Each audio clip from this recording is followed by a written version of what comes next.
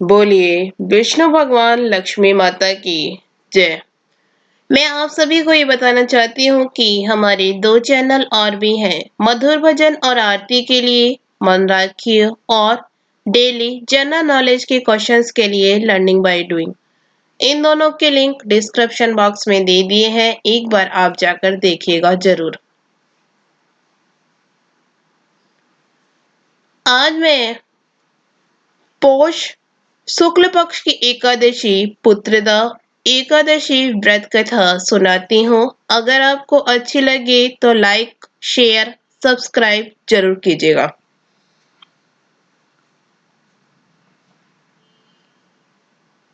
युधिष्ठिर ने कहा, हे भगवान, आपने सफला एकादशी का महात्म्य विधिवत बताकर बड़ी कृपा करी। आप कृपा करके यह बताइए कि पौष शुक्ला एकादशी का क्या नाम है, उसकी विधि क्या है और इसमें कौन से देवता की पूजा की जाती है। श्री कृष्ण बोले, हे राजन, इस एकादशी का नाम पुत्रदा एकादशी है। इसमें भी नारायण भगवान की पूजा की जाती है। इस चर और अचर संसार में पुत्रदा एकादशी के व्रत के समान कोई और दूसरा व्रत नहीं है। इसके पुण्य से मनुष्य तपस्वी, विद्वान और लक्ष्मीवान होता है। इसकी मैं ये कथा कहता हूँ, तुम ध्यान पूर्वक सुनो। भद्रावती नामक नगरी में सुकेतुमान नाम का एक राजा राज्य करता था। उसके कोई पुत्र नहीं था। उसकी स्त्री का नाम शिव्या था। वह निपुत्री होने के कारण सदैव चिंतित रहा करती थी। राजा के पितर भी रो रो कर पिंड लिया करते थे और सोचा करते थे कि इसके बाद हमको कौन पिंड देगा। राजा को भाई, बांधव, धन, हाथी, घोड़े, राज्य और मंत्री, इन सब में से किसी चीज से भी संतोष नहीं होता था। इसका एकमात्र कारण पुत्र का न होना था। वह सदैव यही विचार करता था कि मेरे मरने के बाद मुझको कौन पिंडदान देगा। बिना पुत्र के पितरों और देवताओं का ऋण मैं कैसे चुका सकूंगा। जिस घर में पुत्र न हो उसमें सदैव ही अंधेरा रहता है। इसलिए मुझे पुत्र की उत्पत्ति के लिए प्रयत्न करना चाहिए। जिस मनुष्य ने पुत्र का मुख देखा है वह धन्य है। उसको इस लोक में यश और परलोक में शांति मिलती है, अर्थात उसके दोनों लोक सुधर जाते हैं।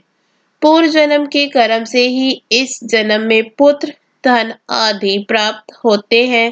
राजा इसी प्रकार दिन रात चिंता में लगा रहता था।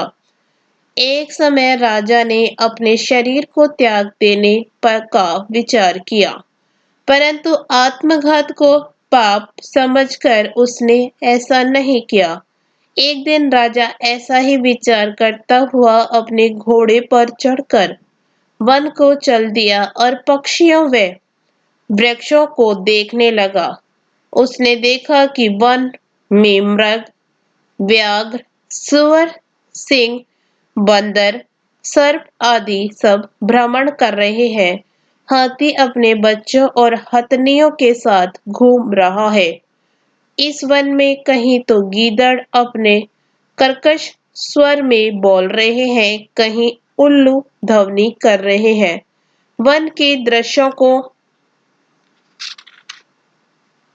देखकर राजा सोच विचार में लग गया। इसी प्रकार उसको 2 पहर बीत गए।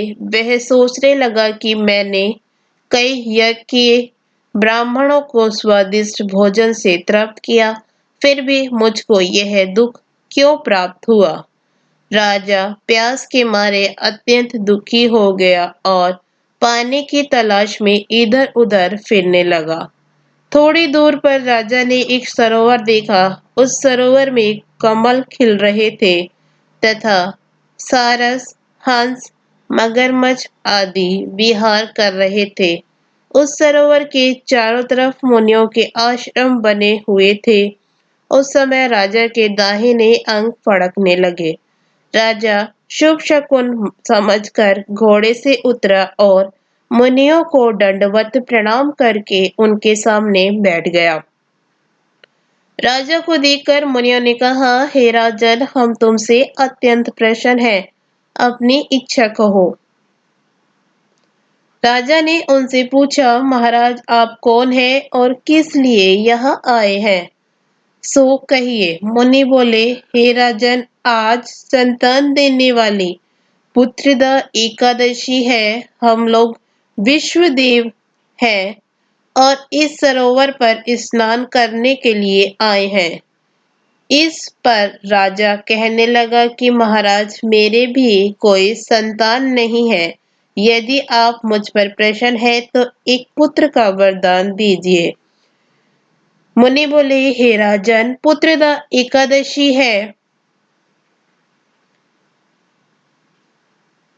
आप इसका व्रत करें। भगवान की कृपा से अवश्य ही आपके पुत्र होगा। मुनि के वचनों के अनुसार राजा ने उस दिन एकादशी का व्रत किया और द्वादशी का उसका पारण किया।